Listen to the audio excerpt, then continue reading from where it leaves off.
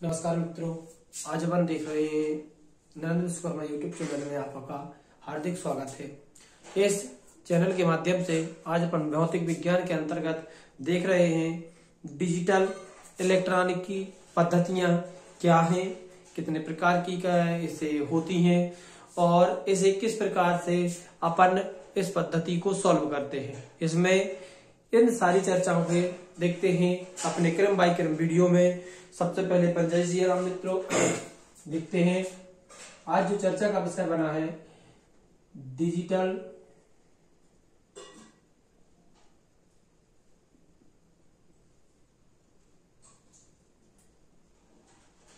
इलेक्ट्रॉनिकी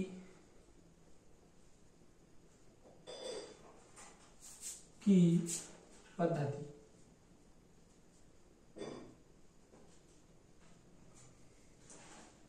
digital electronic पद्धति अपन ने जो देखा जिसको आराम से समझ ले। पहले ऐसे अपन यदि उदाहरण के तौर पर ले, जैसे आपको समझ में आ जाए कि डिजिटल इलेक्ट्रॉनिक पद्धति आखिर है क्या। किसी संख्या को बांटना, जैसे एग्जांपल पे अपन ले 25.17। अब इसे हम डिजिटल इलेक्ट्रॉनिक पद्धति में यदि संख्या को किस प्रकार से डिवाइड करते हैं, किस प्रकार से समझते हैं, इस बारे में देखेंगे। आखिर डिजिटल इलेक्ट्रॉनिक पद्धति क्या है। चलिए मित्रों देखते हैं डिजिटल इलेक्ट्रॉनिक पद्धति के अंतर्गत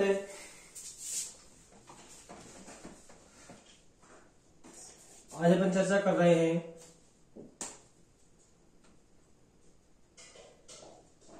डिजिटल इलेक्ट्रॉनिकी पद्धतियां। चलिए इसे समझने के लिए अगर अपन गणितीय संख्या को एक आधार मानकर, जैसे हमने एक संख्या ली 25.17, इस 25.17 में आपको बहुत सारी चीजें दिखाई जाएंगी, बताई जाएंगी, समझाई जाएंगी। इसे आप केवल ध्यान से देखते हैं तो आपके आगे जो गेट पढ़ेंगे उन गेट पढ़ने में आपको यह सरलता रहेगी कि किसे कहां से अंक आ गए हैं, इनकी कहां से सारणी, कहां से कोड बन गए हैं। तो यहां से आपका गेट पढ़ने का एक जो आप गेट पढ़ते हैं तो ये गेट पढ़ने का एक मूल मंत्र है डिजिटल इलेक्ट्रॉनिक पद्धतियां। यदि जिस व्यक्ति पर डिजिटल इलेक्ट्रॉनिक पद्धतियां अच्छे से बनती हैं, समझ में आई है, वह व्यक्ति गेट को किसी भी प्रकार से सॉल्व कर सकता है। आपके जो गेट होते हैं एंड, नोर एंड नॉट, इन गेटों को समझने में आपका ये महत्वपूर्ण भाग है। इसे देखने के लिए सबसे पहले अपन क्या करते हैं, इन पद्धतियों को ध्यान से समझें। तो अपन को पद्धतियां ध्यान से समझने के लिए सबसे पहले क्या करना है, सिंपल है, अच्छे से समझना, प्रत्येक वीडियो को देखना और देखने के बाद साथ साथ इस वीडियो को लाइक, इस चैनल को लाइक और सब्सक्राइब जरूर करें। देखते हैं डिजिटल इलेक्ट्रॉनिक पद्धतियां क्या हैं। तो अपन ने जैसे डिजिटल इलेक्ट्रॉनिक पद्धतियां किसी संख्या को डिवाइड करने के लिए अपना ये एक तकनीक है। देखते हैं जैसे हमने एक संख्या ली 25, इस 25 संख्या में 25.17 हमने जो अंक लिया है, इसमें कितने अंक हैं, इसे कैसे मानेंगे। तो इन पद्धतियों को हल करने के लिए दो सूत्र तकनीकें हैं। एक तो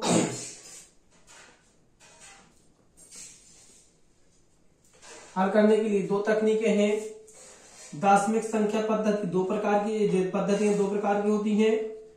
दार्शनिक संख्या पद्धति और द्विआधारी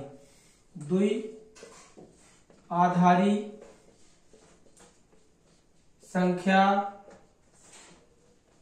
पद्धति।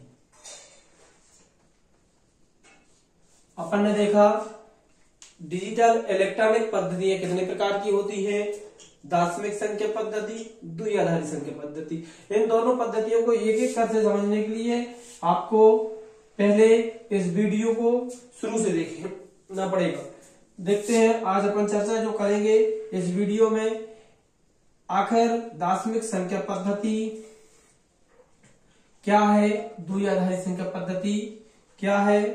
इन दार्शनिक संख्या पद्धति और द्वि आधारित संख्या पद्धति, ये दोनों पद्धतियां बड़ी हैं। इसे समझने के लिए अपन क्या करते हैं, इस पद्धति को यहाँ रोकते हैं, इस पद्धति को लेते हैं। इस वीडियो में अपन इस पद्धति के बारे में समझते हैं, ना कि अपन इस पद्धति को। तो समझने के लिए सबसे पहले क्या करें, अपन शुरू से देखते हैं। इसको अलग कर दें, संख्या ले लें। किसी भी पद्धति को हल करने के लिए हमें आधार बेस मानना पड़ेगा। आखिर आधार क्या है, चलिए इस पद्धति को हल करने के लिए जैसे हमने एक बेस ले लिया, अपना आधार ले लिया, अपना 10 ले लिया आधार। अब इस संख्या पद्धति को हल करें। पहले तो इसमें दो चीजें छिपी हुई हैं, आप देख लें। ये पीछे वाला अंक, तो ये आगे वाला अंक। पीछे वाला अंक क्या है आपको याद रखना है, और आगे वाला अंक क्या है आपको याद रखना है। जो पीछे वाला सबसे पीछे, ये बाएं तरफ है आपका, और ये दाएं तरफ है आपका। बाएं तरफ के सबसे पीछे जो अंक हो उसे बोलते हैं न्यूनतम सार्थक अंक। याद रखें, ये प्रश्न आता है, न्यूनतम सार्थक अंक किसे कहते हैं। डिजिटल इलेक्ट्रॉनिक पद्धतियों में न्यूनतम सार्थक अंक किसे कहते हैं, तो आपको मालूम होना चाहिए। जो संख्या पर लिखी होती है उसके बाएं तरफ के सबसे पीछे की या लास्ट की या अंतिम अक्षर को न्यूनतम सार्थक अंक बोलते हैं। और जो सबसे आगे होता है, आपके बाएं दाएं तरफ का सबसे जो आगे होता है, उसके प्रथम अक्षर को क्या बोलते हैं, अधिकतम या सर्वाधिक सार्थक अंक। दो चीजें यहां छिपी थी, वो मिल गई हैं। न्यूनतम सार्थक अंक किसे कहते हैं हम बता सकते हैं। किसी डिजिटल इलेक्ट्रॉनिक पद्धति के दी गई संख्या में सबसे पीछे के बाएं तरफ के अंतिम अक्षर को न्यूनतम सार्थक अंक बोलते हैं। यदि आपको आता है सर्वाधिक सार्थक अंक, तो आप बता सकते हैं संख्या पद्धति के दाएं तरफ के प्रथम अक्षर को सर्वाधिक सार्थक अंक बोलते हैं।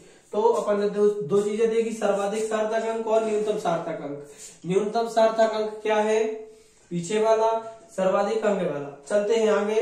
अपन ने इसका बेस क्या लिया था, 10। आपको दोनों चीजें बन गई होंगी मित्रों, न्यूनतम सार्थक अंक, सर्वाधिक या अधिकतम सार्थक अंक। इस संख्या पद्धति को हल करने के लिए अपन ने एक संख्या पद ली है 25.17। 25. चलिए इसे हल करते हैं। हम पहले ही बता चुके हैं ये न्यूनतम है, ये अधिकतम है। बेस क्या लिया इसके लिए, अपन ने बेस लिया है 10।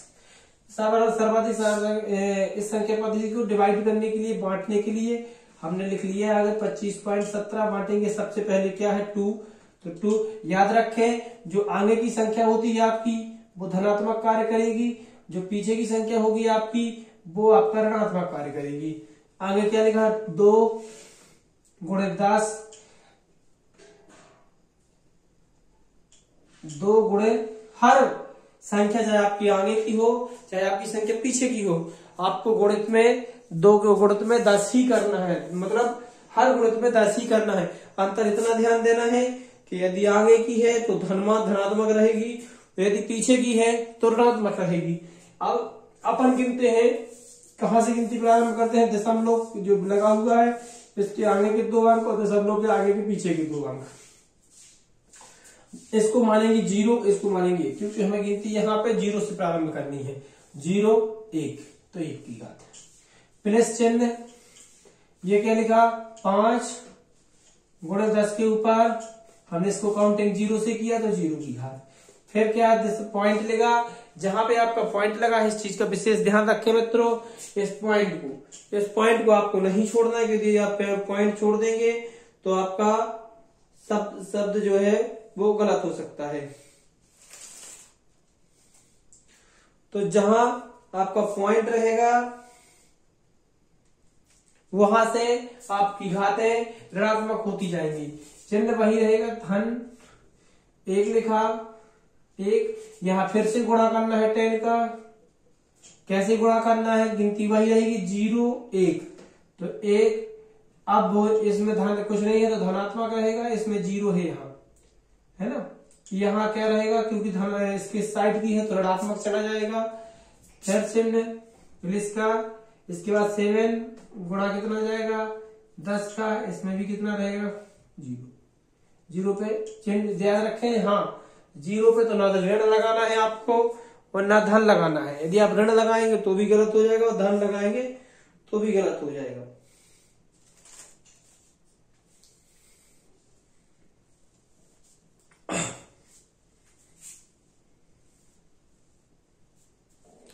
लेकिन अब यहां तक तो 0 हो गया, लेकिन अगर ये 0 हो गया तो फिर इसमें अंतर क्या रहेगा, इसलिए ध्यान रखें काउंटिंग वही रहेगी 1 2, 0 इसमें रहेगा 1 इसमें रहेगा 2, तो ये आ जाएगा -2। क्लियर हो गया। इसलिए ध्यान रखें यहाँ आप 0 बिल्कुल ना लगाएं, 1 2 3 इस साइड क्रेंक से लगेगा, यहां से 0 से गिनेंगे, इसमें 1 से गिनेंगे, इतना आपको केवल ध्यान रखना है। ये आपकी संख्या पद्धति का विखंडन हो गया। ये कौन सी संख्या पद्धति के अंतर्गत है अपन ने, याद रखें 2 पद्धति है, दार्शनिक और द्विआधारी।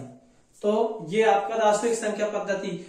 अब ये तो आपको तरीका बताया इसे तोड़ने का, हमने पहले ही बता दिया संख्या पद्धति कितने प्रकार की होती है, 2 प्रकार की।